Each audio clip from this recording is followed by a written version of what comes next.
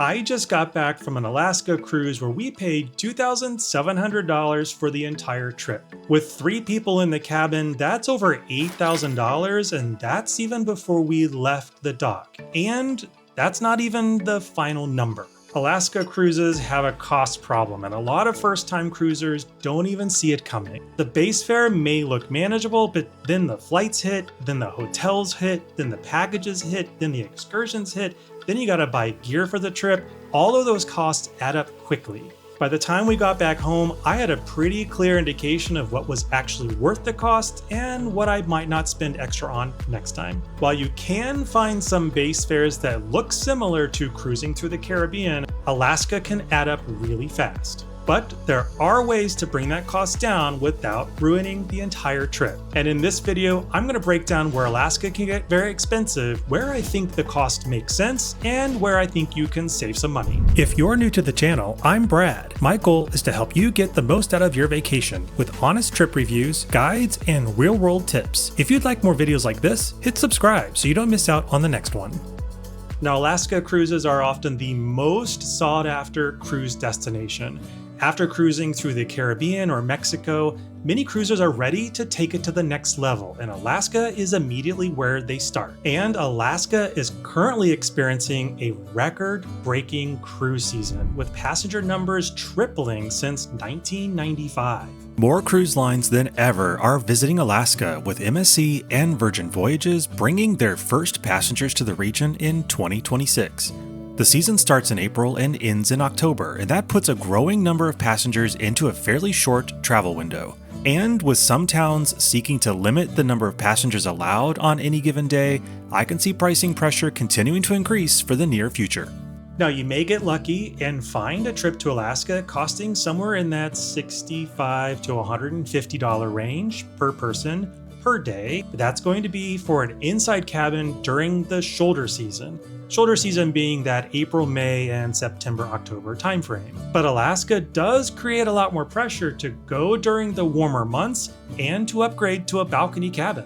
And once you make both of those choices, that price easily climbs to well over $300 per person per day. Compare that to a peak season cabin on a Caribbean cruise, which, according to a recent study by NerdWallet, costs on average about $150 per person per day. An Alaska balcony during peak season can cost roughly twice as much as the broader cruise average, and that's before flights, hotels, excursions, and gear, which, for Alaska, are also going to be more expensive.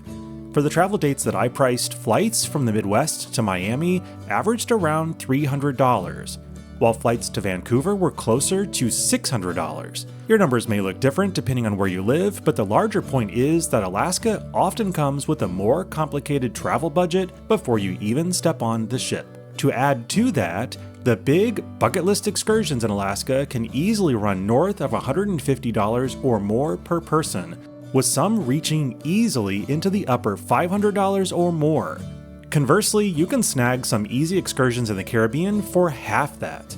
And to go on top of all of that, there's the gear and layers you may have to buy that you didn't already have. So if the cruise fare is already topping out close to $300 per person per day, that final cost is going to be well beyond what most people are used to paying when they go to the Caribbean. So, Brad, you ask, what's to be done about it? Let me walk you through some of the things I think you should consider if price is making you feel nervous. First, I'm going to talk about things that I consider in the worth it category. Those things that will impact the overall experience of your cruise that I think you should absolutely budget for to make sure you have the best trip possible. And the first of those items that I think you really need to consider is getting a balcony. In Alaska, having a balcony will have a major impact on your cruise experience. Being able to stand on your own private balcony to enjoy the scenery while sipping a cup of coffee or hunkered under a blanket is a major positive. It's one of the few itineraries where I always budget for a balcony versus the inside cabin.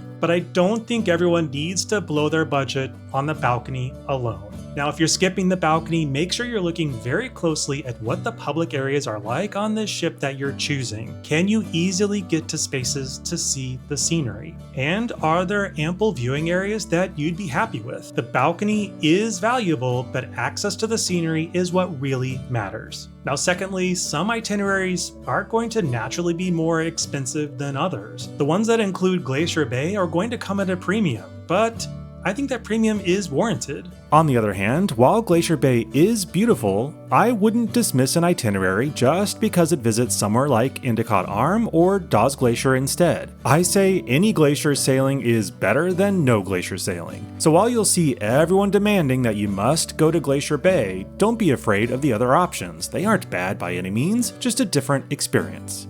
Now, third, be prepared to pay more for excursions. When you think about Alaska, you probably picture whales and glaciers, and most of those experiences will happen away from the ship. Whale watching, in my book, is a must-do excursion in Juneau. It can be expensive, however, but it's a cost I think is warranted. For Alaska, I would spend on the experiences that feel truly unique to the destination. I can eat at a different specialty restaurant on a different trip in the future, but I can't do whale watching back home. Now, the fourth item I think you must keep in your budget is to be prepared to pay for a pre-cruise hotel. And this is related to the advice I always give, and that is to not fly in the same day as your embarkation day if you can. Things can go wrong, and after spending so much on the cruise, flights, excursions, etc., you don't want to miss out because of a very expensive issue. And finally, waterproof layers are a must buy, but you don't have to break the bank. If you've watched my previous videos, you know my mistake years ago of not bringing anything warm with me on my Alaska cruise, so learn from my mistake and bring something waterproof you'd trust in the rain, and another warm layer for underneath. So listen, you don't want to be wet, cold, and grouchy in Alaska. So those are the things I think you need to be prepared to spend. But where can you save some money? Well, first of all, and a little secret tip from me, you don't have to go on an excursion in every port to have a good cruise. The ports you visit will have a lot of character and fun areas to explore, and in many cases, there's plenty to do on your own without a structured excursion. There are a number of DIY experiences you can piece together yourself with a little research ahead of time, and you'll still have a great time. Or if you do want to book a tour and want to save a little bit of money, you can book a tour through a third-party vendor like Viator. I've put together a list of my favorite Alaska excursions, and I'll include the link here and in the description down below. Now, second, while I do think a balcony is one of those things you should think really seriously about for Alaska, I don't think you need the most expensive balcony. And speaking of cabins, bring some friends along. It's another way to save a little bit of money. Many cruise line promotions will offer third or fourth passengers in the same cabin steep discounts, so you can spread that cost savings around some. Now, third, consider shoulder season, which is April, May, and September and October. You will have to contend with less predictable weather, and it can be colder and cloudier, but you'll save on the cruise fare, and you'll likely be dealing with fewer crowds as well. You'll still see the amazing scenery and glaciers you could have seen in July, but you're just going to be a little colder and a little wetter. Now, fourth, consider leaving from Seattle instead of Vancouver. Seattle may offer easier or less expensive flights, especially for US travelers, while Vancouver can give you more time overall in Alaska, but often comes with more expensive airfare, so there is some trade-off there. Fifth, and another way to save some money, I say choose those older ships over the newer, flashier ships. Alaska is all about the destination, so you may not care so much about the newest features on the ship, and those older ships may bring cheaper cruise fares as well. And honestly, sometimes those older cruise ships bring a lot of nostalgia and character to your trip. And for my final item of the things I think you can save more on, I would take a good close look at those types of packages and extras that you might be buying on board. Wi-Fi, for example. You may have usable cell service during several port days, so maybe you can disconnect for a few days. Or consider staying away from specialty dining if the ship you're sailing on has included options that are just as good. My last piece of advice, before you book, make sure you're pricing out the entire trip, not just the cruise. That means you'll need to include everything. That includes the cruise fare, the flights, a pre-cruise hotel, gratuities, any taxes and port fees, transportation, and those extra packages you might be wanting to purchase when you're on the ship. Oh, and you can't forget excursions and rain gear, so there's a lot to add to the list. I don't think an Alaska cruise has to be cheap to be worth it. This is one of those trips where spending more in the right places can genuinely improve the experience.